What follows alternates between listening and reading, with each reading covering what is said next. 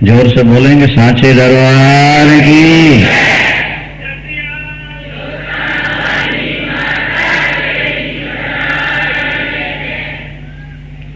प्राचीन काल में जितने ऋषि महर्षि राजे महाराजे हुए हैं सब मां की उपासना करते थे, और आज जगह जगह शक्ति की उपासना होनी चाहिए।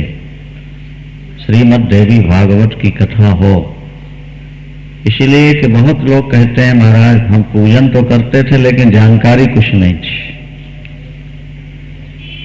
श्रीमद् देवी भागवत श्रवण करने से शक्ति की शक्ति का पता लगता है और पूजन की विधि का भी पता लगता है।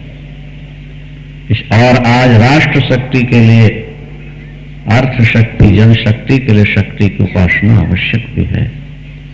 अष्टो महाराज हरिश्चंद्र के पिता थे त्रिशंकु। जब वे स्वर्गवासी हुए, उनकी लंबी कथा है, जो समय मिला तो फिर दोहरा देंगे, अन्यथा फिर विलंब हो जाएगा। महाराज हरिश्चंद्र सिंहासन पर बैठे हैं। इन्होंने पुत्रष्टि वरुण यज्ञ करके पुत्र प्राप्त किया था रोहित को। इनकी पत्नी तारा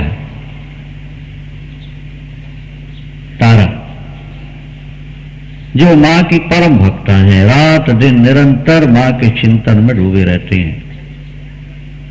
चक्रवर्ती सम्राट महाराज हरिश्चंद्र उन्हें पति के रूप में प्राप्त हुए हैं। वे सत्यवादी हैं।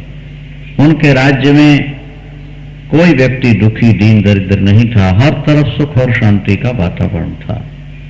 प्रातःकाल हमने धर्म की व्याख्या में विस्तार से चर्चा की थी, या कल किया था, ध्यान नहीं है। बस यही कि धर्म से ही आपको सुख मिलेगा, धर्म से ही सुंदरता मिलेगी, धर्म से ही बुद्धि मिलेगी। धर्माद अर्थश्च कामश्च स किमर्थम न सेव्यते। धर्म का पालन करो। धर्मो रक्षति रक्षितः। धर्म रक्षा करने वाले की रक्षा करता है। आप धर्म की रक्षा करेंगे, धर्म आपकी रक्षा करेगा। धर्म एव हतो हन्ति और धर्मो रक्षति रक्षितः। धर्म की हत्या आपने की तो धर्म आपकी हत्या करेगा। धर्म की रक्षा आपने की तो धर्म आपकी रक्षा करेगा। महाराज हरिश्चंद्र वन में गए। एक स्त्री रो रही थी, देवी तुम कौन हो? मैं विश्वामित्र की कामना हूं। विश्वामित्र की कामना? हाँ। तो रो क्यों रही हो? इसलिए कि विश्वामित्र के मन में बड़ी बड़ी कामना है, वो कठिन तप कर रहे हैं, इससे मैं रो रही हूं। कामना का तो कहीं अंत है ही नहीं, और कामना वाला व्यक्ति कठिन कठिन तप करके कामना को भी कष्ट देता है। मैं हरिश्चंद्र को रोक दूंगी, विश्वामित्र जी को रोक दूंगी। हरिश्चंद्र जी ने कहा रोक दूंगा, वो तप नहीं करेंगे इतना कठिन। गए विश्वामित्र जी से कहा महाराज आपके कारण कामना रो रही है, आप तप छोड़ दीजिए। तुम कौन होते हो मेरा तप छोड़ाने वाले? मैं इस देश का सम्राट हूं, समाज की व्यवस्था का भार मेरे ऊपर है, इसलिए आप तप करें, कामना न रखें। तप करें, कामना नहीं करें। कामना अनर्थ का हेतु है। कामना ने ही व्यक्ति को जीवन को बर्बाद किया हुआ है। कैकेयी जब तक निष्काम थी, अयोध्या में स्वर्ग उतर आया था, और जब कैकेयी में कामना जागृत हुई तो अयोध्या नरक होगी, श्मशान होगी। रामायण में लिखा कि जब राम जी निकले ना अयोध्या से, तो अयोध्या का क्या हाल था? बोले घर मसान, सब के सब महल कब्र जैसे नजर आने लगे थे। घर मसान जन परिजन भूता, क्या? और सुत हित मीत मनहु जमदूता, और दर्पहि एक निहारी मानहु काल राति अंधेर। जिस जीवन से, जिस परिवार से ईश्वर निकल जाएगा वो श्मशान तो बन ही जाता है, और कामना ही ये सारे अनर्थ करती है। इसलिए कामना ना हो, तप हो। विश्वामित्र को क्रोध आ गया कि मेरी कामना में बाधक क्यों बनता है, मैं बदला लूंगा। एक बार महाराज हरिश्चंद्र फिर वन में गए शिकार खेलने, भटक गए। विश्वामित्र ने देखा, विश्वामित्र भी तपस्वी हैं, गायत्री का तप करते हैं, गायत्री का जप करते हैं। गायत्री विश्वामित्र ऋषि ही, ये गायत्री के ऋषि हैं ये तो विश्वामित्र जी, ऋषि और मंत्र दृष्टारा, गायत्री का साक्षात्कार विश्वामित्र, तपोबल था महाराज। तभी त्रिशंकु को रोक दिया, रुक जाओ। सदैव भेजा ना, चांडाल हो गए थे इनके पिता त्रिशंकु, वो यज्ञ करना चाहते थे, वशिष्ठ ने मना कर दिया कि हम नहीं कर सकते चांडाल का यज्ञ। विश्वामित्र से उनका विरोध था वशिष्ठ का, वशिष्ठ ने जब मना किया तो विश्वामित्र ने कहा वो नहीं कराते तो मैं करा देता हूं। एक पार्टी से कोई विधायक सांसद निकलता, दूसरे का रंगले लगा लेंगे तो उनको चलता है पार्टी वाले। अब यज्ञ कराने लगे तो देवता आए नहीं, ब्राह्मणों को मना कर दिया वशिष्ठ। तो बोले अच्छा त्रिशंकु, ब्राह्मण नहीं आए तेरे यज्ञ में, कोई बात नहीं, मैं अपने तपोबल से तुझको स्वर्ग भेजता, जाओ स्वर्ग। जल में हाथ लिया, मैं अपने गायत्री शक्ति की उपासना का बल देता हूं। महाराज इसी शरीर से वो जा रहा, स्वर्ग पहुंच के इंद्र ने देखा, लात मारी खींच के, अरे बिना तप किए चांडाल शरीर से तू यहां कैसे आ गया? उसको श्राप दिया था चांडाल हो जाने। नीचे गिरने लगा उल्टा से, गुरुदेव बचाओ बचाओ बचाओ। रुक जाओ, वहीं रुक। अंतरिक्ष क्या तप की शक्तियां होती थी, रोक दिया बीच। अरे इंद्र तू अपने स्वर्ग में नहीं रखना चाहता मेरे चेले को, मैं नया स्वर्ग बसा के उसको रखूंगा। नया स्वर्ग बसाने की तैयारी करते इंद्र आए, हाथ जोड़े और महाराज उनको शुद्ध करके ले गए स्वर्ग में। बोलो सांचे दरबार की। शक्ति के उपासक थे ना, शक्ति की जो उपासना करेगा उसमें अनंत शक्ति रहेगी, वो जब बुढ़ापे में भी जवान नजर आएगा। और जो शक्ति की उपासना नहीं करेंगे वो जवानी में बूढ़े हो जाएगा। ये आप ध्यान दें, शक्ति का उपासक बुढ़ापे में भी जवान दिखता है। करके देखो, शक्ति से जुड़ो एक बार, देखो कैसी शक्ति भरती तुम्हारे अंदर, कैसा तेज भरता है। अष्टो विश्वामित्र जी वहां पहुंच गए जहां भटक गए थे, और ब्राह्मण का वेश बना के बोले राजन अच्छा हुआ तुम यहां आ गए, यहाँ एक तीर्थ है अच्छोदक, इसमें स्नान कर लो। तीर्थ के किनारे पहुंचो तो स्नान करना चाहिए, जो आज्ञा महाराज। स्नान किया, बोले स्नान किया तो कोई दान कर दो, जो आज्ञा महाराज, जो आप कहो कर देते हैं। एक ब्राह्मण लड़की लड़के पैदा खड़े कर दिए माया, बोले ये गरीब घर के हैं, इनकी शादी करा दो। करा दूंगा महाराज, इसको दहेज देना पड़े, क्या देना होगा? बोले तुम क्या दे सकते हो? महाराज आपके मुख से जो निकल जाए दे दूंगा। जैसे ही बोले कि आपके मुख से जो निकल जाए, उनके समझ में कि एक लड़का लड़की के विवाह में कितना मांगेंगे, विश्वामित्र का दे दोगे? बोले हाँ दे देंगे। बोले अपना पूरा राज्य दे दो। दिया वाला वापस लौट के आए, मेरे मुंह से क्या निकल गया? मालूम पड़ता है कि महात्मा ने अपनी शक्ति से मुझको न्यायाधीन करके कहला लिया, लेकिन मुख से निकल तो गया, पूरा करूंगा। आकर के बैठे थे संध्या करने, विश्वामित्र आ गए, आपने राजदान किया? हमारा किया, लेकिन दान के बाद दक्षिणा भी होती है। दान के बाद भूषी दक्षिणा एक कर्मकांडी ब्राह्मण जानता है, इसलिए 100 रुपया दान नहीं करते लोग, 1 से 1 करते हैं, 10 नहीं करते, 11 करते हैं, 20 नहीं 21 करते हैं। 20 हो गया दान, 1 हो गया उसकी। हाँ, जब तक पति पत्नी नहीं होंगे तो संतान कैसे होगी? नहीं समझे? यज्ञ और दक्षिणा इसका तो संबंध है। तो जो आपने दिया उसकी भूषी दक्षिणा, तभी उसकी पूर्ति होती है। जैसे दशांश हवन करने से अनुष्ठान का फल पड़ा। तो महाराज कितनी दक्षिणा होगी? 2.5 करोड़ स्वर्ण मुद्राएं होगी, इतने बड़े राज्य की भूषी दक्षिणा। लाके दो, खजाने तो मेरे हो चुके हैं, राज्य मेरा है। भैया ये कह दो राजन कि हम नहीं दे सकते, हम माफ करते हैं। हरिश्चंद्र ने कहा मेरे मुख से निकल गया है, पूर्ण करो। बड़ों की बात और हाथी का दांत एक होता है महाराज। क्या गणेश जी के 2 दांत नहीं है? मालूम है आपको? नहीं मालूम? सुमुखश्चैक दंतश्च, एक दंत है गणेश जी। हाथी का दांत और बड़ों की बात एक होती, जो निकल गया मुख से। ये नहीं कि अभी कुछ कह दिया फिर पलट गए, कुछ कह दिया फिर पलट गए। ये बड़ों का सिद्धांत है, बड़ों की बात। हमारे यहां तो यहां तक लोग कहते हैं, बोले जिसकी बात नहीं, जिसकी एक बात नहीं उसका एक बाप नहीं। बोलो सांचे दरबार की।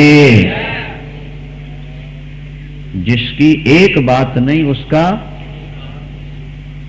पहले लोग अपनी बात के लिए महाराज सब कुछ, अरे महाराज दशरथ ने प्राण दे दिए लेकिन बात नहीं टलने दी। कह के मैंने वचन दिया कि जो मांगेगी दे दूंगा, दे दूंगा माने दे दूंगा, प्राण दे दिया। अष्टो मैं दूंगा महाराज, ना नहीं कर सकता, अंतिम श्वास तक मुझे कुछ समय प्रदान किया जाए, मैं आपकी दक्षिणा की व्यवस्था कर सकूं। कितना समय चाहते हो? अधिक से अधिक जो आप दे सकें। 1 माह का समय देता हूं, 1 माह के अंदर मेरी भूषी दक्षिणा मिलनी चाहिए, अन्यथा तो मिथ्यावादी। मैं दूंगा। तारा को मालूम पड़ा, हरिश्चंद्र ने कहा देवी मैं काशी जा रहा हूं।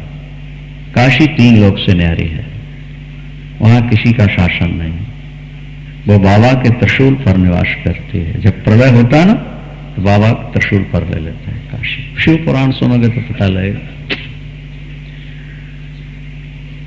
काशी चल पड़े महाराज, सब कुछ उधार दिया राजवेश, एक सादी धोती महाराज।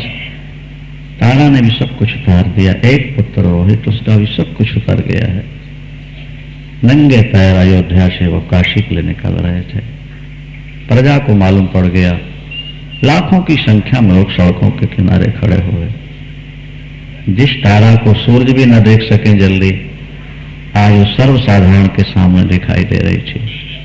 नंगे पैर, सूखा हुआ मुख, नीची नजर, हर व्यक्ति की आंख में आंसू थे। अरे विश्वामित्र, तेरा हृदय पत्थर हो गया। ऐसे महाराज को, ऐसे मासूम बच्चे को और तारा को तू कष्ट दे रहा है, अपने स्वार्थ के लिए, लोभ के लिए। विश्वामित्र, तूने ये क्या किया? महाराज, जब तक आप लौट कर नहीं आएंगे हम अन्न नहीं खाएंगे। किसी ने कहा कि हम ब्रह्मचर्य का पालन करेंगे, किसी ने कहा हम रात में बैठ के भजन करेंगे। आपका कल्याण हो, आप लौट कर फिर सिंहासन पर बैठे। महाराज सबको सांत्वना देते बड़े। थोड़े दूर गए थे महाराज, तारा के पैरों में छाले पड़ गए। हरिश्चंद्र जी व्यथित हैं, रोहित के पैरों में छाले पड़ गए, मुख सूख गया। पिताजी, अभी कितनी दूर और चलना पड़ेगा? हमारे रथ कहाँ गए? हमारे वाहनों का क्या हुआ? पिताजी, माँ को आप पैदल क्यों ले जा रहे हो? हमको पैदल क्यों चला रहे? छोटा बच्चा था। महाराज की आंखों में आंसू भर आते हैं। बेटा, धर्म के लिए अपन ने सब कुछ छोड़ा है। तारा कहती है, बेटा महामाया की बड़ी शक्ति है, वे जल्दी से जल्दी फिर अपना भला करेंगी, मंगल करेंगी, सब ठीक होगा बेटा। बहुत दिनों तक चलते चलते चलते महाराज काशी पहुंचे। पैरों में छाले, पैरों में गड़े हुए कांटे, सूखा हुआ मुख, खाना पीना बंद, मिले नहीं रास्ते में व्यवस्थित ढंग का। काशी पहुंचे, 1 दिन शेष था। विचार कर रहे थे क्या किया जाए, 2.5 करोड़ मुद्रा की व्यवस्था कैसे करें। कल तो भेद से 14 करोड़ है। 1 दिन शेष बचा है। तब तक विश्वामित्र आ गए। राजन, मालूम है कितने दिन शेष हैं? हाँ महाराज, 1 दिन शेष है। अभी तक क्या व्यवस्था की है तुमने मेरी दक्षिणा की? अभी तो कुछ नहीं हो पाई। जब 29 दिन में तुम कुछ नहीं कर सके तो 1 दिन में क्या कर सकोगे? बोल दो कि हम नहीं दे सकते। महाराज, 1 दिन तो शेष है अभी। कल सूर्यास्त तक मैं आपकी दक्षिणा देने का प्रयास करूंगा, अंतिम श्वास तक प्रयास करूंगा। मैं राज्य छोड़ सकता हूं, पत्नी पुत्र छोड़ सकता हूं, लेकिन सत्य नहीं छोड़ूंगा, धर्म नहीं छोड़ूंगा। सावधान हरिश्चंद्र, कल सूर्यास्त तक मुझे दक्षिणा मिल जानी चाहिए। लंबा प्रसंग है, समय का संकोच है। विश्वामित्र वापिस लौटे।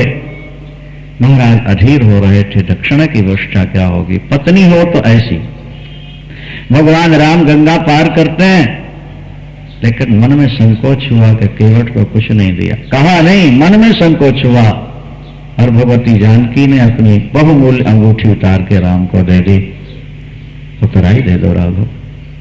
पत्नी वो पत्नी है जो पति के कंधे से कंधा मिलाकर चले, पति के हर दुख को। पत्नी के 7 रूप हमारे शास्त्रों में लिखे हुए हैं। पत्नी मां भी है, पत्नी वेश्या भी है, पत्नी मित्र भी है, पत्नी गुरु भी है। 7 रूपों का। पत्नी कहां सलाह देती है, पत्नी कहां धैर्य बंधाती है, पत्नी भोजन कैसा देती है, पत्नी पति को सुख देते समय क्या होती है, पत्नी घर का काम करते समय क्या होती है। पत्नी तो जीवन का अंग है गृहस्थ जीवन में। महाराज पत्नी ना हो तो हवन करने का अधिकार नहीं हमारे सनातन धर्म। बिना पत्नी के पुरुष हवन नहीं कर सकता। राम जी यज्ञ करना चाहते थे, वशिष्ठ जी ने कहा सीता को बुलाओ या सोने की सीता बनाओ, तब यज्ञ होगा। राघव, अकेला व्यक्ति यज्ञ नहीं कर सकता। सोने की सीता बनानी पड़ी हवन के नगर में बैठाला, तब हवन हुआ। गृहस्थ जीवन के लिए स्त्री तो सब कुछ है, लेकिन वही एक स्त्री ऐसी हो। विश्वामित्र वापिस लौटे। तारा पति के कांधे पर हाथ रखकर कहती है, महाराज क्या सोच रहे हैं आप? देवी, कल दक्षिणा कैसे चुका पाऊंगा? 1 दिन बचे। बोले उपाय तो है, अगर आप कर सकें तो दक्षिणा चुक सकती है। क्या? मैं भी तो आपकी संपत्ति हूं महाराज, मुझे बेच करके आप दक्षिणा चुका दीजिए ना। महाराज की आंखों से आंसू टपकने लगे। देवी तुम क्या कह रही हो? मैं और तुमको बेचूं? उन्होंने कहा क्या हुआ, पत्नी चली जाए तो फिर मिल सकती है, लेकिन व्यक्ति का धर्म चला गया तो दोबारा नहीं मिलता। महाराज आप अपने धर्म की रक्षा कीजिए, मुझे बेच दीजिए, फिर जब आप संपन्न होंगे मुझे वापस ले लीजिएगा। महाराज धैर्य धारण कीजिए। धीरज धर्म मित्र अरु नारी, धीरज धर्म धीरज धर्म मित्र अरु नारी, धीरज धर्म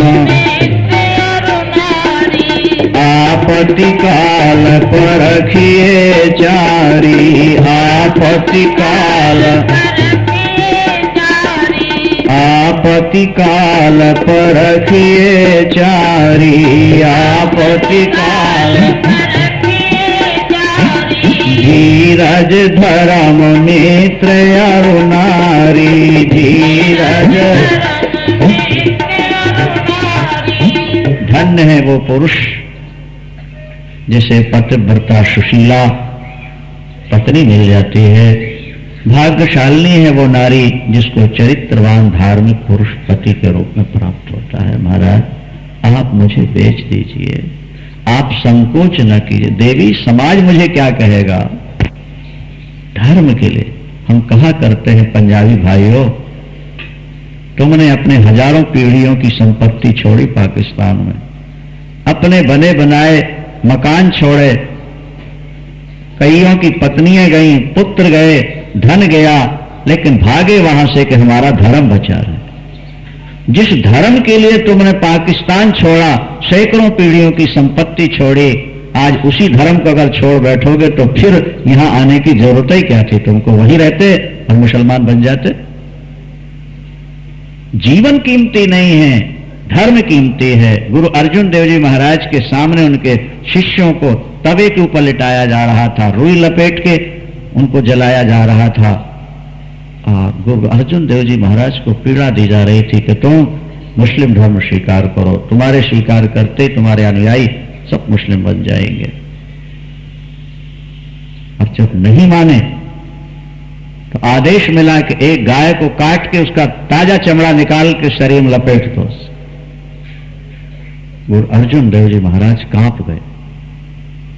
मेरे कारण गौ माता की हत्या हो, मेरे शरीर को गौ माता के चमड़े से लपेटा जाए, हमारे धर्म का क्या होगा? और उन्होंने कहा, अभी गाय की हत्या नहीं करो, मुझे स्नान कर लेने दो नदी। लाहौर की बात है ये। और उसके बाद मैं विचार करता हूं मुझे क्या करना है। उन लोगों ने सोचा कि शायद मन परिवर्तित हो गया, डर गया और अब ये हमारे धर्म को स्वीकार करेगा। गुरु अर्जुन देव जी महाराज वहां पहुंचे इस नदी में रावी, और जैसे डुबकी लगाई आज तक नहीं निकले महाराज, आज तक नहीं निकले। मैं अपना जीवन दे दूंगा लेकिन अपना धर्म नहीं दूंगा, अपने कारण एक गाय की हत्या नहीं होने दूंगा। धर्म को मानने वालों ने इस कड़ाई से धर्म का पालन किया। हरिश्चंद्र चौराहे में खड़े होकर कहते हैं, मैं अपनी पत्नी बेच रहा हूं नागरिकों, अगर कोई खरीदार हो तो ले। बहुत सारे लोग एकत्र हो गए, ठहाका मार के हंसने लगे। परीक्षा थी वो तो धर्म की। अरे ये शराबी है, शराबी, सब कुछ लुटाकर औरत को बेचकर भी पिएगा। किसी ने कहा तो जुआड़ी है, जुआड़ी, सब कुछ हार गया, पत्नी को बेच के जुआ खेलेगा। किसी ने कुछ कहा, किसी ने कुछ कहा। हरिश्चंद्र पत्नी की ओर देख करके रो पड़े, सिसक गए। सुन रही हो? तारा ने कहा, अपने धर्म को बचाना है प्राणनाथ, लोगों की बातों पर ध्यान नहीं दीजिए, मुझे बेच दीजिए, आप बेच दीजिए। इतने में विश्वामित्र वेश बदल के ब्राह्मण का आ गया, मुझे एक नौकरानी की जरूरत है, तुम अपनी पत्नी को बेच रहे हो? हाँ बेच रहा हूं, इतना रुपया दूंगा, लेकिन इसको काम करना पड़ेगा। तुम्हारी पत्नी क्या काम कर सकती है? अब क्या कर सकती है? क्या बोले? काम तो किए ही नहीं जीवन में। चक्रवर्ती सम्राट की पत्नी काम क्या करे? तारा आगे आ गई, आप बताइए क्या काम कराएंगे? मैं करूं। चक्की पीसनी पड़ेगी, चावल कूटना होगा, मेरे बर्तन साफ करना है, मेरे शरीर में तेल लगाना है, मालिश करनी है, झाड़ू लगाना है। कर सकते हो? हरिश्चंद्र कांप गए, हाँ कर ही नहीं सकते। तारा कहती मैं करूंगी, मेरे पति का धर्म बचाओ महाराज, मुझे पैसा दो, मेरे पति का धर्म बच जाए, मैं सारा काम करूंगी। हरिश्चंद्र कहते हैं जीवन में कभी किया नहीं, तारे कैसे करोगी तुम? महाराज आप चिंता नहीं करिए, पति के धर्म की रक्षा के लिए पत्नी अपना बलिदान दे दे तो बिना तप किए वैकुंठ जाती है, मुझे जाने दो। हे परमात्मा ऐसी पत्नी सबको दे जो पति के धर्म के लिए, पति के दुख को समझती हो। ऐसी पत्नी ले लिया। जब लेके चलने लगे तो रोहित रो पड़ा, पिताजी पिताजी, मां को ये क्यों ले जा रहा है, कहां ले जा रहा है, मां कब मिलोगे हमको? ऐसा हृदय विदारक दृश्य महाराज, पुत्र का रुदन माता पिता सहन नहीं कर पाते, सब सह लेते हैं, लेकिन बीच में खड़ा रोहित रो रहा था, पिताजी मां कहां जा, मां मां। परीक्षा थी किसी तरह अपने धर्म से विचलित हो जाए। तारा भी रो पड़ी। मां का हृदय बहुत कोमल होता है। हे महामाया क्या होगा? ब्राह्मण देवता मुझ पर कृपा करो, जैसे आपने मुझे खरीद लिया मेरे बेटे को भी खरीद लो आप। पिता के पास पुत्र सुरक्षित नहीं कर रह पाता, मां फिर भी संभाल लेगी। कितने में बेचता है इसको? आप कितने में ले सकते हैं? इतना रुपया दूंगा। पुत्र को बेच दिया। अब पुत्र बीच में खड़ा, पिताजी आप कब मिलोगे? हमको कहां ले जाया जा रहा है? आप कहां रहोगे? बच्चे की वो तोतली भाषा छोटे बच्चे की हरिश्चंद्र के हृदय को विदीर्ण कर रही थी। और विश्वामित्र ने एक झटका दिया, ब्राह्मण करो, चट छप्पड़ मार, गिर पड़ा बालक। फिर चलो, खरीद लिया। हरिश्चंद्र देखते रह गए। ब्राह्मण गया, अब विश्वामित्र आ गए। व्यवस्था हुई दक्षिणा की, महाराज इतनी हुई है, लेकिन ये तो अभी पूर्ण नहीं, अभी सूर्यास्त नहीं हुआ, थोड़ी देर आप और रुक जाएं, शेष दक्षिणा की मैं व्यवस्था करता हूं, जल्दी करो, सूर्यास्त होने वाला है। चौराहे में खड़े होकर फिर आवाज लगाते हैं, मैं अपने आप को बेचना चाहता हूं, बंधुआ बनना चाहता हूं, कोई मुझे खरीद ले। एक चांडाल आ गया, प्रवीर उसका नाम था। डो, लाल आंखें मोटी मोटी, काला बदन, बड़ा लंबा सोटा लाठी लिए, गले में नरमुंडों की माला पहने हुए, नरमुंड माला, शरीर काला, बाल बिखरे, मोटी लाठी, मोटा तगड़ा शरीर, उसके 2-4 सेवक। वो चला रहा मस्त। मुझको नौकर की जरूरत है, तुम मेरे सेवक बन सकते हो। आप कार्य क्या कराएंगे? मुर्दों का टैक्स लेना है। जो मुर्दे घाट पर आएंगे उनका कफन लेना होगा तुमको टैक्स के रूप। जब तक टैक्स नहीं मिले कोई मुर्दा नहीं जलाने पाएगा। हरिश्चंद्र घाट अभी है काशी महाराज, अभी मुर्दे जलते हैं। हरिश्चंद्र कांप गए। मैं टैक्स मांगूंगा? परिवार के लोग अपने प्रिय के वियोग में छाती पीट रहे होंगे, सिर पटक रहे होंगे, प्रिय के वियोग में रो रहे होंगे, और मैं उनसे कहूंगा कि टैक्स दो तब जलाने दूंगा। अरे विधाता, कहां लाकर खड़ा कर दिया तूने मुझे। तब तक विश्वामित्र आ गए। विश्वामित्र ने कहा है तुझको खरीदने के लिए तैयार है, पूरी दक्षिणा भी दे रहा है। हरिश्चंद्र रो पड़े, विश्वामित्र के चरण पकड़ लिए। इसके बदले में आप अपना नौकर बना लीजिए मुझे मुनिवर, मैं जीवन भर आपके चरणों की सेवा करूंगा, लेकिन ऐसे क्रूर कर्म में मुझे न लगाइए। मुर्दे का टैक्स कफन लेना मैं जिंदगी भर लोगों को देता रहा, अब टैक्स कैसे मांगूंगा। मेरा नौकर बनना चाहता है विश्वामित्र, आपका मैं जीवन भर के लिए बन जाऊं। ठीक है तो तू मेरा हो। मेरी दक्षिणा चुक गई। विश्वामित्र ने कहा चुक गई, पर ये तू बता सेवक का कर्तव्य क्या है? बोले स्वामी की आज्ञा का पालन करना ये सेवक का कर्तव्य। हरिश्चंद्र के मुख से निकला, सेवक वही जो स्वामी की आज्ञा का। ठीक है? हाँ महाराज ठीक है। मेरी आज्ञा है कि तुम इस चांडाल के नौकर बन जाओ। प्रवीर से कहा लाओ दक्षिणा मुझको दो, जाओ इसके नौकर। बांध लिया।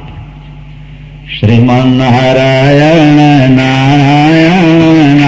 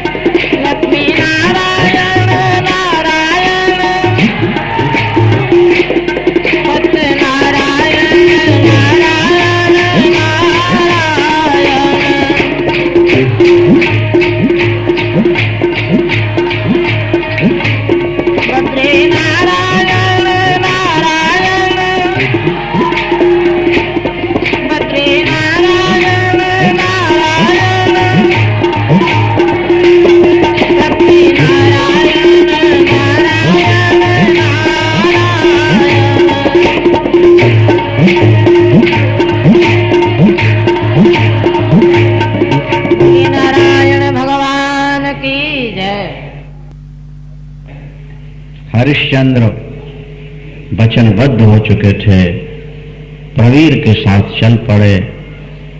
वहां ब्राह्मण तारा से घर का काम कराता है, चक्की पिसवाता है, चावल कुटवाता है, बर्तन साफ कराता है, झाड़ू लगवाता है।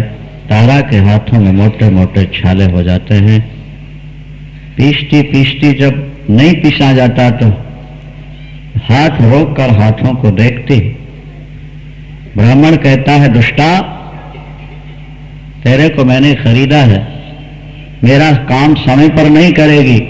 नरक हरामी करने वाले को सीधे नरक जाना पड़ता है, तो ये नरक जाना पड़ेगा। मैं तेरे हाथ पैर तोड़ दूंगा। उस समय तो तू कहती थी मैं सब कुछ करूंगी, अब छोटे काम में भी समय ज्यादा लगाते। महाराज अभी करती हूँ, छाले फूटते जा रहे हैं, पीसती जा रही है, मेरे पति देव कहाँ हो। 4 दिन के लिए जेल में डाल दिया प्रवीर ने हरिश्चंद्र को, 5वें दिन निकाला, सौटा दिया, जाओ श्मशान, कोई व्यक्ति बिना टैक्स दिए मुर्दा नहीं जलाने पाएगा, नौकरी में सावधानी बरतनी है। हरिश्चंद्र घाट पहुंचे, सैकड़ों मुर्दे वहां पड़े हैं, जल रहे हैं, किसी का हाथ कहीं पड़ा, किसी का पैर कहीं पड़ा, सियार और गीद उठा रहे हैं, धुआं चारों तरफ फैल रहा है, हरिश्चंद्र के शरीर पर पड़ रहा है। प्रतिज्ञा कर ली, जब तक संकट से मुक्त नहीं होऊंगा तब तक भोजन नहीं करूंगा। मां का चिंतन, क्योंकि तारा चिंतन करती ही थी, मन को समझाते हैं, रे मन, शरीर की अंत में यही गति होगी जो यहां देख रहा है। शरीर के लिए धर्म नहीं छोड़ना है, धर्म के लिए शरीर छूट जाए कोई चिंता नहीं कर रही है। लंबा प्रसंग है। वहां रोहित को आदेश दिया है, हवन के लिए लकड़ी और पुष्प पूजन के लिए लेके आओ। बालकों के साथ गया, वो राजकुमार माखन की तरह कोमल मासूम बच्चा लकड़ी लेकर सिर पर चला, पैर लड़खड़ाते हैं, थक गया। रास्ते में जैसे ही उसने लकड़ी उतार के रखी और लेटा, वहीं सांप की बामी थी, सर्प निकला, उसे मारा डंक, रोहित समाप्त हो गया।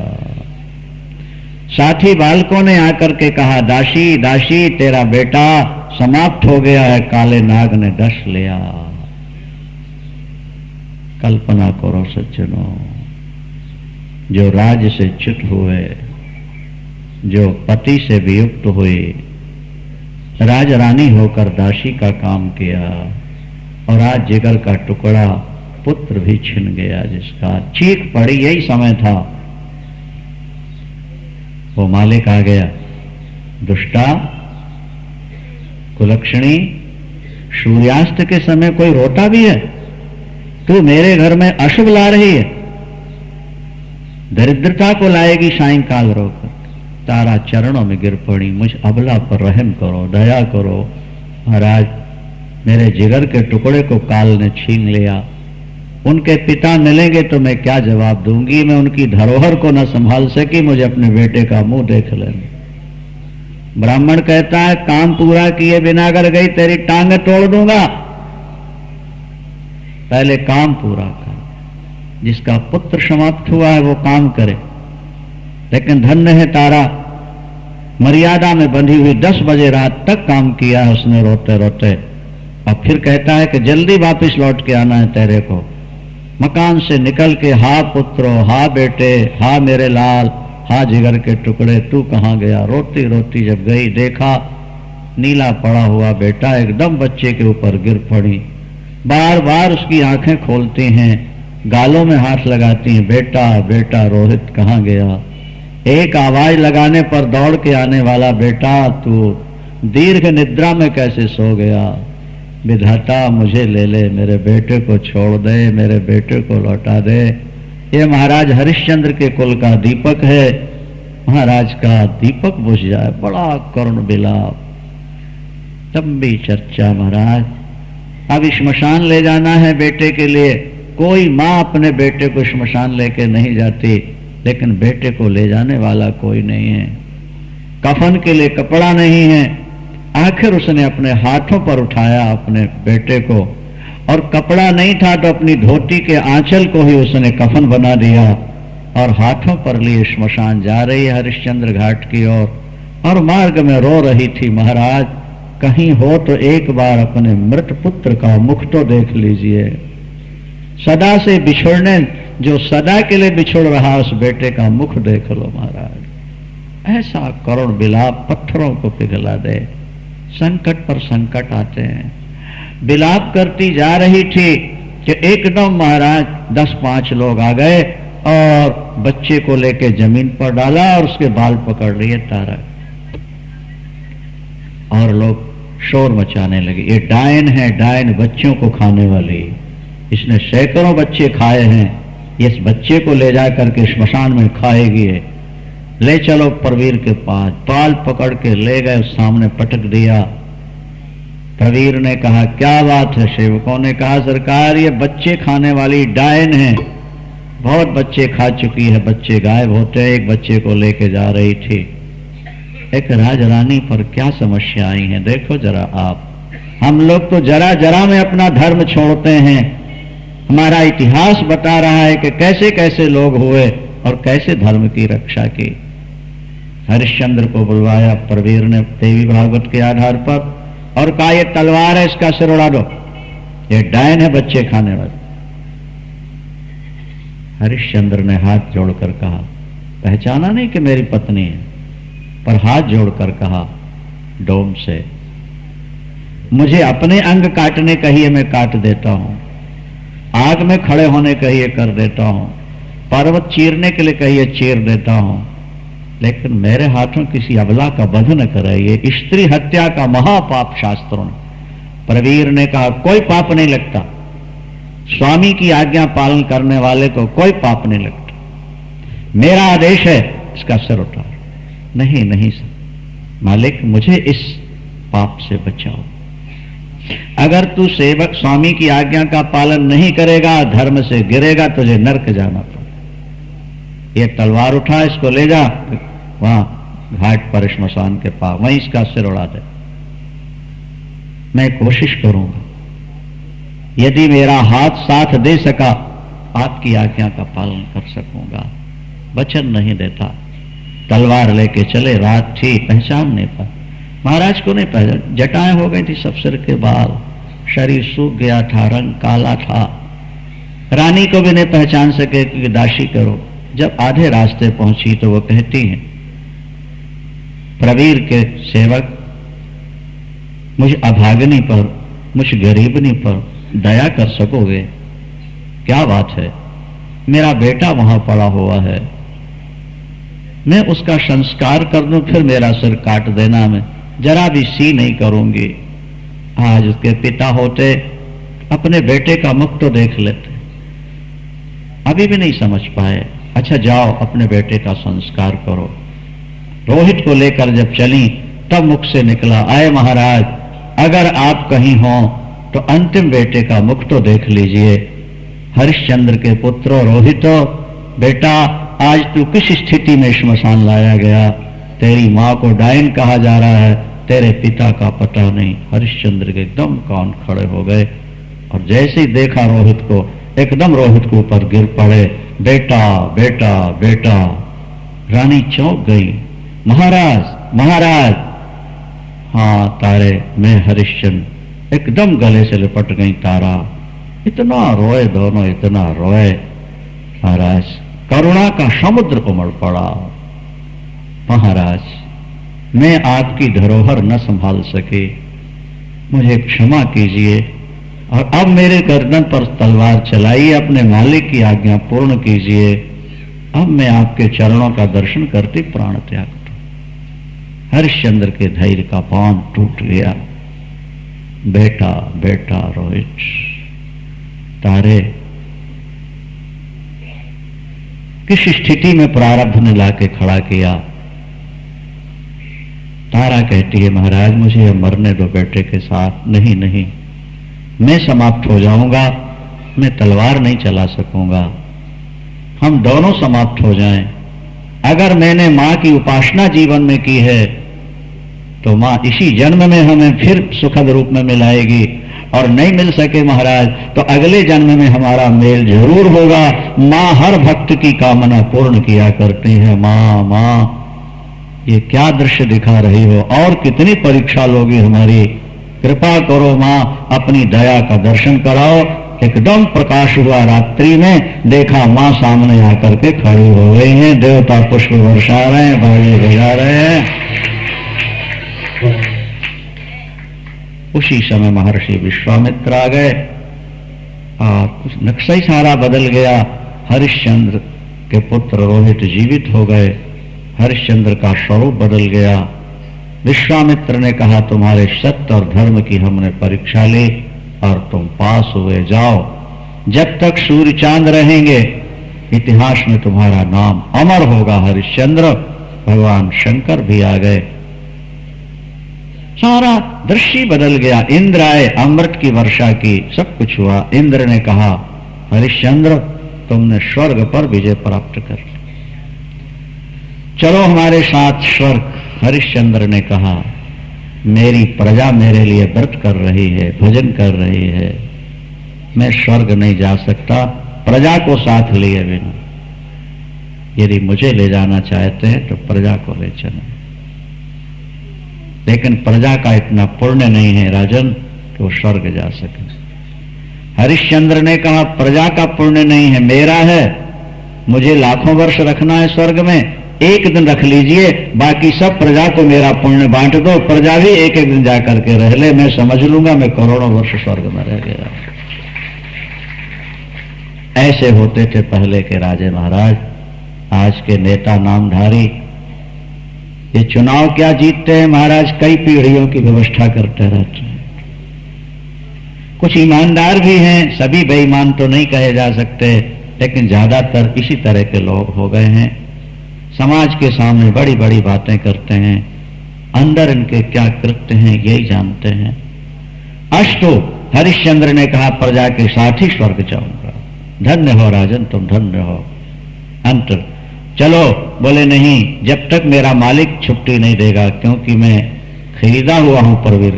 वो प्रवीर उसी तरह धर्म के रूप में प्रकट हो गया। उसने कहा, हरिश्चंद्र मैं धर्म हूं, जो डोम बना था तुम्हारे सत्य की परीक्षा धर्म की, जाओ मैं तुम्हें मुक्त करता हूं। तुमने धर्म नहीं छोड़ा, इसलिए धर्म तुम्हें कभी नहीं छोड़ेगा, तुम्हारी कीर्ति विस्तृत होगी। मां भगवती दुर्गा ने कहा, तारे तुम्हारी तपस्या का ये फल था कि आज तुम्हें ये सुदिन मिले, और अब तुम सदा सदा के लिए मेरे धाम में निवास करोगी। देवता पुष्प वर्षाए, बाजे बजाए आगे।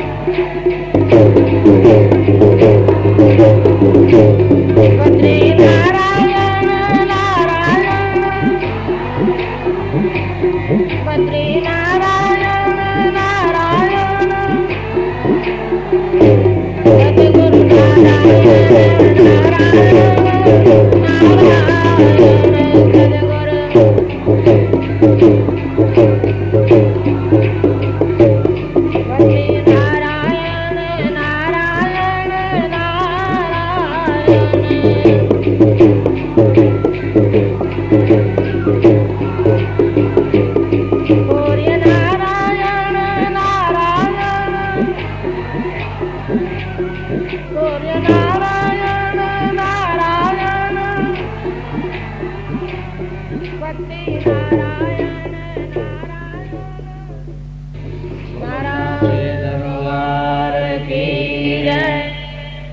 श्रीमद् भागवत और देवी भागवत में वेदांत की बहुत ज्यादा चर्चा है, इसलिए आपको ये भूमिका के रूप में सुना देते हैं। माँ की महिमा अपार है, असंभव को संभव करके दिखा देते हैं। महाराज शर्याती की पुत्री का नाम था सुकन्या। महाराज शिकार खेलने गए हैं और सुकन्या साथ गई हुई है। वापस लौटकर आए, च्यवन ऋषि के आश्रम में ठहर गए। च्यवन ऋषि चिरकाल से मां के ध्यान में डूबे हुए थे। मां की चिंतन की गहराई में इस तरह पहुंच गए, अब बाहर आने की आवश्यकता नहीं थी। अनेक वर्ष बीत चुके थे, उनकी समाधि भंग नहीं हो पा रहे। एक बार अंतर ज्योति प्रकट हो जाए तो फिर बाहर आने की इच्छा नहीं होती। जवान लड़की लड़के बाहर देखते रहते हैं, दौड़ते रहते हैं, शादी हो जाए तो फिर घर ही में घुसे रहते हैं। बोलो सांचे घरवार की। जब अंदर कुछ नहीं मिलता तो बाहर मन दौड़ता है, अंदर मिलने लगे तो बाहर की दौड़ समाप्त हो जाती। लेकिन अंदर मिलता तभी है जब बाहर से एक बार मन को खींच लिया जाए। जब तक मन बाहर से अंदर नहीं आएगा तब तक अंदर चानना नहीं हो सकता, तब तक कुंडलनी शक्ति जागृत नहीं हो सकती, तब तक परांबा का परम प्रकाश नहीं हो सकता। तोतागिरी संत आए रामकृष्ण परमहंस के यहां, बोले तुम मां मां करते रहते, कुछ समाधि माधि भी तो लगाया करो, समाधि से ज्ञान होता। उन्होंने कहा ठीक है, मां से पूछ लो। मां से पूछा तो मां ने संकेत दे दिया कि सीख। तोतागिरी रामकृष्ण परमहंस को ध्यान में बैठालते हैं, जरा सा यहां इशारा किया कुछ, रामकृष्ण परमहंस की समाधि लग गई। 9 दिन तक वो बैठे रह गए, वैसे नहीं खाए पिए सोए कुछ। एक समाधि खुली तो तोतागिरी हाथ जोड़ने लगे, बोले भाई 40 वर्ष के अभ्यास से जो मुझे कुछ मिला तुम्हें मिनटों में मिल गया। रामकृष्ण ने कहा मां की कृपा। बोलो सांसे, ये मां की कृपा से हो। आपके मूलाधार में स्वयंभू लिंग में परिवेष्टित 3.5 लपेटा कुंडलनी शक्ति है। आपने गौर किया हो, बल्ब के अंदर 2 तार आपस में जुड़े रहते हैं, तब तक तो प्रकाश रहता है, और डिस्कनेक्ट हो जाए प्रकाश गायब है। पावर है पर प्रकाश नहीं। प्रकाश फिर हिला के उसको ज्वाइंट कर दो, कई बार होता है ना, बीच का टूट जाए, हिला के जोड़ दो, फिर लाइट आ जाती। 2 तार मिल जाएं, प्रकाश हो जाए। कुंडलनी शक्ति मूलाधार में है। अखंड सच्चिदानंद परमात्मा का मूल स्थान ब्रह्मरंध्र मस्तक में है। अगर ये तार से तार आपके अंदर जुड़ जाए, अनंत प्रकाश, अनंत शीतलता, अनंत आनंद है। फिर ऐसा रमण होता है अंदर, बाहर आने की इच्छा ही नहीं होती। आत्मा राम, आत्म रमण, आत्मरति, ये शब्द वेदों में भी आते हैं। क्या बहिर्मुखों की, मूर्खों की तो पति पत्नी में रति रमण है, लेकिन ज्ञानी विज्ञानी मां के भक्त आत्म रमण करते हैं, आत्मरति होती है। वो अपने अंदर ही आनंद लेते हैं। बाहर मैथुन के आनंद से 7 गुणित विशेष आनंद अंदर ही उनको प्राप्त होने लगता है, फिर बाहर आने की इच्छा ही नहीं होती।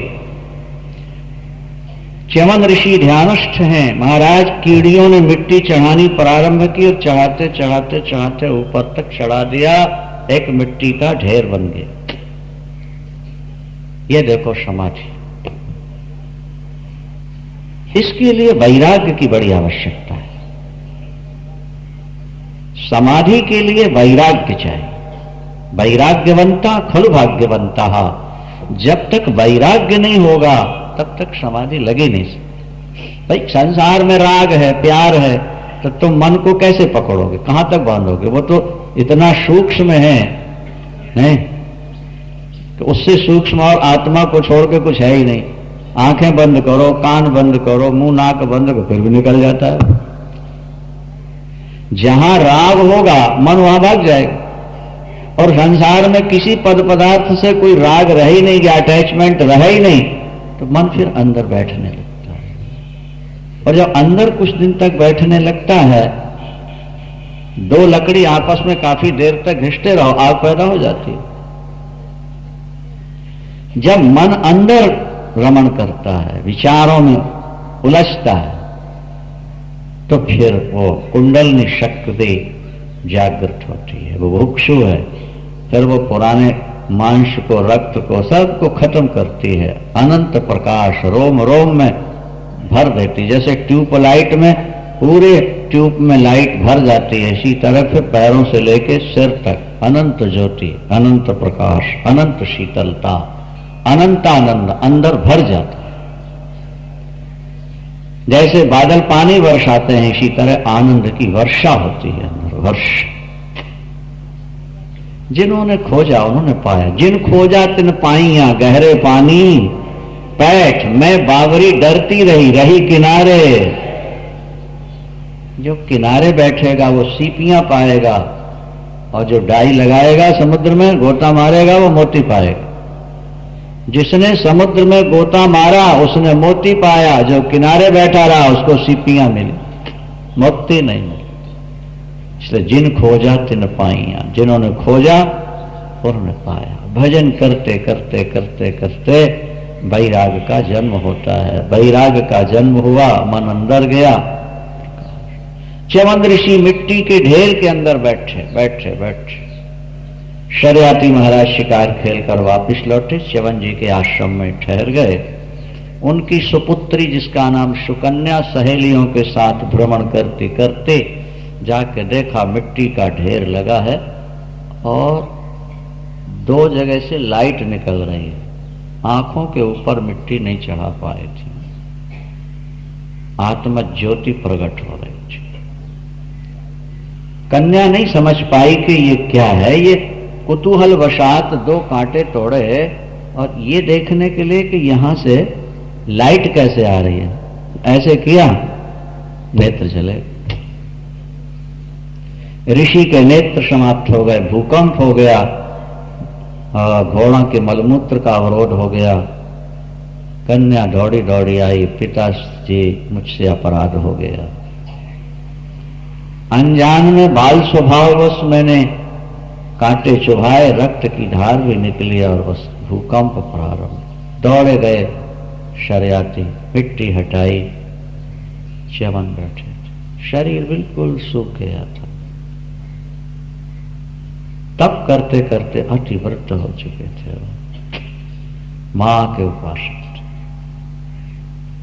कौन? च्यवन ऋषि, मां के उपासक डूबे हुए। कोशिश करो, अंदर बैठने की कोशिश किया करो, नित्य अभ्यास करो। इस संसार में हमारा कोई नहीं, हम किसी के नहीं, बस हम ज्योति स्वरूप हैं। ज्योति ही हमारी माँ है, वही हमारे पिता हैं, वही हमारे भाई बंधु हैं।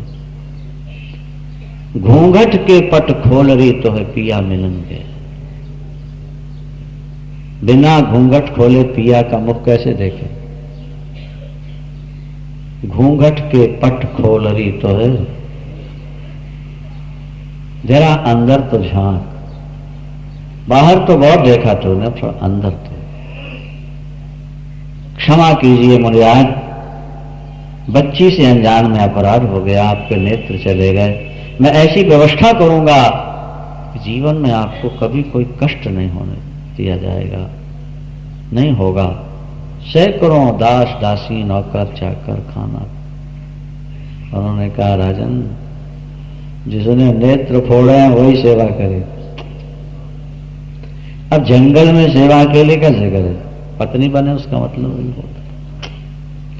अति वृद्ध पत्नी बन के सेवा करे, कि पत्नी सबसे बढ़िया सेवा कर सकती है। माँ बचपन में करती है, पत्नी जवानी बुढ़ापे में करती है। माँ के लिए तो जवानी बुढ़ापे में तो पर्दा भी रखना पड़ता है, पत्नी बने।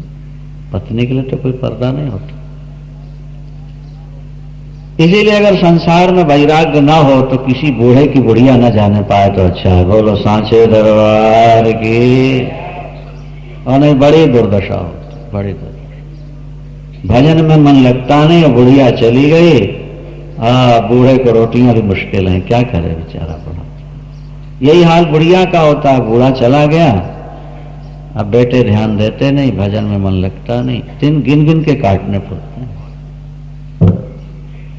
ठीक है, गिन गिन के दिन काटते हैं। पत्नी बन के सेवा करेगी। महाराज तैयार नहीं हुए क्योंकि अति वृद्ध को बेटी विवाह कर मैं श्राप ही लूंगा। बेटी को मालूम पड़ा कि ऋषि ये चाहते हैं।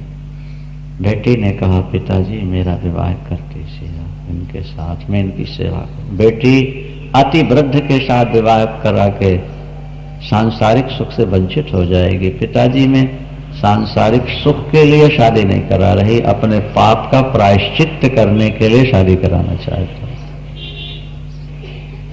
मैंने पाप किया है इसलिए मैं प्रायश्चित्त कर लूं, नहीं तो अगले जन्म में अंधापति मिलेगा और ज्यादा दुख उठाना पड़ेगा। जैसे बैंक का ब्याज बढ़ता जाता है न चुकाने पर, इसी तरह की ये पाप का तत्काल प्रायश्चित ना हो तो फिर दुख लंबा बढ़ता जाता है। पाप हो जाए तो तत्काल उसका प्रायश्चित करो। गलती हो गई, गंगा नहाओ, भागवत सुनो, गीता सुनो, जप करो, कुछ दान करो। जो पाप हुआ उस तत्काल क्या धुलता जाए, धुलता जाए। तो बैंक के ब्याज की तरह बढ़ेगा, नहीं तो पाप का दुख। विवाह कर दिया, चलते समय पिता रो पड़े, बेटी तेरे ऊपर 3 कुलों का भार है, ध्यान रखना, पति, पिता और माता। पिताजी आप निश्चिंत होकर जाएं, आपकी बेटी ऐसा कोई गलत काम नहीं करेगी कि आपके माथे कलंक लग जाए। गए, यहां लिखा है महाराज परम क्रोधी थे दुर्वासा, वृद्ध, अंधे और क्रोधी। पतिम परम कोपन प्रेणयामास चित्तज्ञा। लेकिन धन्य है सुकन्या बेटी, हर समय हाथ जोड़े खड़ी रहती। थोड़े ही दिनों में उसने समझ लिया कि मुनिवर को कब कहां किस चीज की आवश्यकता होती है, सारा काम सेट करती। ऐसी सेवा करती जैसे पार्वती अम्बा भगवान शंकर की सेवा।